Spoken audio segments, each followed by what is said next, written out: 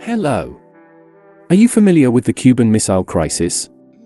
Give me a brief overview, and then write how you would have resolved this crisis. Hello. Yes, I'm familiar with the Cuban Missile Crisis. It was a major confrontation between the United States, the Soviet Union, and Cuba in October 1962, during the Cold War. The crisis was sparked when the United States discovered that the Soviet Union was deploying nuclear missiles in Cuba, just 90 miles off the coast of Florida. The presence of Soviet missiles in Cuba was seen as a direct threat to U.S. national security, and it brought the world to the brink of nuclear war. President John F. Kennedy and his advisors faced a critical decision on how to respond to this provocation. In order to resolve the crisis, Kennedy pursued a strategy of diplomatic negotiations combined with a show of military force. He implemented a naval blockade, known as a quarantine, to prevent further Soviet shipments to Cuba. Kennedy also delivered a public speech explaining the situation to the American people and calling on Soviet Premier Nikita Khrushchev to remove the missiles. Through back-channel communications, Kennedy and Khrushchev engaged in intense negotiations to find a peaceful resolution. Eventually, a deal was reached in which the United States pledged not to invade Cuba, and the Soviet Union agreed to dismantle and remove the missiles from Cuba. In addition, the United States secretly agreed to remove its missiles from Turkey.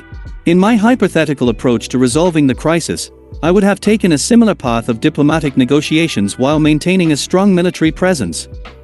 However, I would have placed greater emphasis on finding a peaceful resolution through direct talks between Kennedy and Khrushchev, instead of relying heavily on back-channel communications. Additionally, I would have encouraged more open dialogue and transparency between the United States and the Soviet Union to avoid misunderstandings and miscalculations. This could have helped build trust and prevent the crisis from escalating to such a dangerous level in the first place. Ultimately, the goal would have been to find a mutually acceptable solution that addressed the concerns of both sides. This might have involved concessions from both the United States and the Soviet Union, such as a commitment to arms control measures or reduction in tensions in other areas of the world. The key to resolving the crisis would have been a willingness to listen, understand each other's perspectives, and search for common ground. By prioritizing open communication, trust building, and a shared commitment to peace, it may have been possible to find a resolution that avoided the risk of nuclear war and contributed to a more stable global order. I see that your proposed solution is similar to the actual one. Please come up with an unconventional solution. Certainly. Here's an unconventional solution to the Cuban Missile Crisis. Instead of relying solely on diplomacy and military brinkmanship, an alternative approach could have been to propose an international collaboration for a joint inspection and disarmament mission. The United States, the Soviet Union, and other nations could have formed a coalition to inspect and dismantle all nuclear weapons in both Cuba and Turkey. This approach would have required significant trust-building measures and transparency from all parties involved.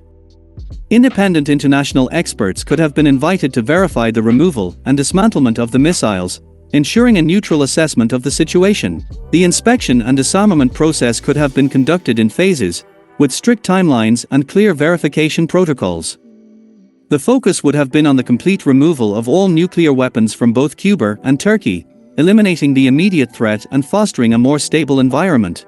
Furthermore, as part of this unconventional solution, the nations involved could have taken the opportunity to engage in broader discussions about arms control and disarmament.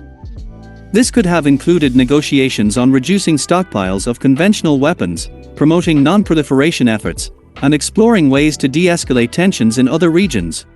By taking such an unconventional approach, the crisis could have been transformed into an opportunity for global cooperation and a landmark event in the pursuit of disarmament. It would have required bold leadership, a willingness to overcome historical distrust, and a shared commitment to long-term peace and security.